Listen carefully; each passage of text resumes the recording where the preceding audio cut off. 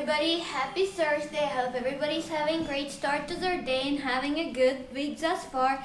Today we'll discuss my favorite topic, Russia. What it has to do with US and Russia.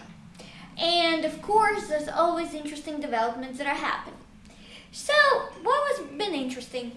Parler, as everybody knows, has been banned from Apple and Google pertaining their policies on moderation or legs thereof, and conservatives were very upset over that, especially far-right groups, and also Amazon booted them off their servers.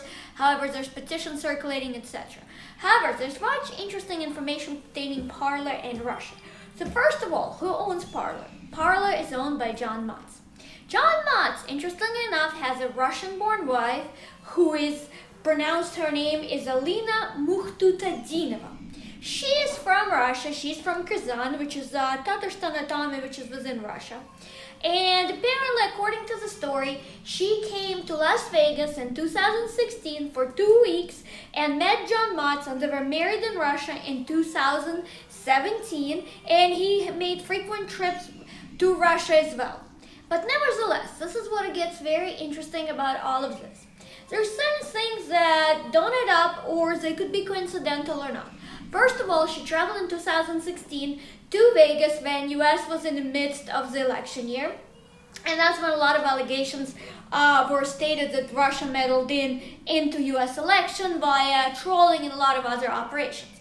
But nevertheless, what is even interesting outside of it? So let's say even her Vegas trip was coincidental. What is very odd, and this is where it gets very interesting, a lot of people know the case of Maria Butina, who was convicted in 2018 pertaining being foreign agent without registration and working on behalf of Russian government with interest, and she was close to NRA and everything like that. So what is a parallel to Alina Muhtutadinova? The interesting parallel is that Butina, and according to the records, found Bright Bear Arms Group in Russia in 2012. Guess who had affiliation with that group and interest in that group? Yes, Alina Muhtutadinova, who is the wife of John Motz, who actually is the creator and founder of Parler, which is a conservative platform. This gets interesting too, because in Russia, it is not the same as US, and women and everybody else in Russia is not common to carry guns. Yes, there's guns in Russia, of course, but there's not many women with rifles. It's not a culture of guns in Russia pertaining to women. Men, there's a lot, but not women. Yet she has pictures with herself with machine guns and everything like that. And what found very interesting is the connection to Maria Butina. Why would she be interested in that group? Because it is highly likely, and it is proven fact, that that group was founded by Butina purposely because the platform was being built for her to come to US, including her biggest sponsor, Torsion, and everybody knows the case and what happened with her conviction. She has been deported back to Russia. She just written a book last year, at the end of the year, pertaining her experience in being in US prison and everything like that. But this is what gets interesting, and in a way has to be verified and further investigated. The fact that John Motz's wife has connection to Maria Butina's group as far as Bear Arms. So it makes you wonder if Parler platform was actually founded to aid Russia in regards to furthering its agenda in the US as a social media platform. Because John Motz had no desire to create any type of social media platforms until he married this woman. Also, one of the people who was heavily involved in Parler was actually Rudy Giuliani. He was actually asked to join the group and everything like that. But nevertheless, even skip Giuliani's story. What is very concerning at the same time, could it be that Parler was proxy for Russia to spew propaganda?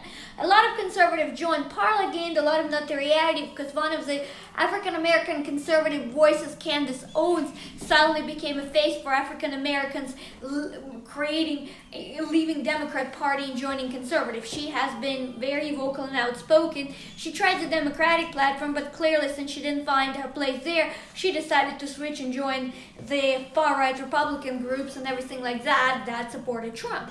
But nevertheless, so she got at least 40,000 users for them when her tweet went viral in 2018 pertaining to that creation of Parler. And also, like I said, the connection to Butina. Butina created the organization in 2012. Suddenly, this Alina Muhtutadinova woman comes around and she's interested in Maria Butina's platform, when in reality, Maria Butina's platform was specific to gain connection with an array and gain access to US and gain access to US information for Russia propaganda and Russian purposes, pretty much. So this woman has that connection.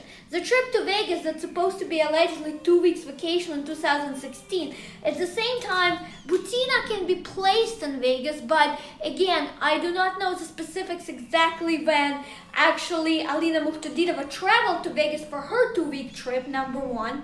And because of timing, I'm sure the U.S. government intelligence agencies would have that information, because clearly it's not an open source where you can find it.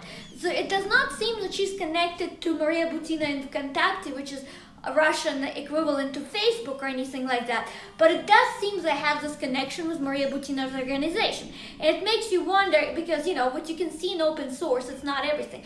It makes you wonder if they had deeper connections, and while John Matz traveled to Russia multiple of times, did Alina facilitate him meeting certain Russian government officials, and possibly even involvement, I'm not saying anything like Putin's chef pertaining to the troll factory in St. Petersburg. I'm not saying they're exactly connected, but like I said, Maria Butina's organization, propaganda, her being convicted of being a foreign agent and everything like that, it makes you really wonder. So please click like, please subscribe to my channel. I would love to know everybody's opinions.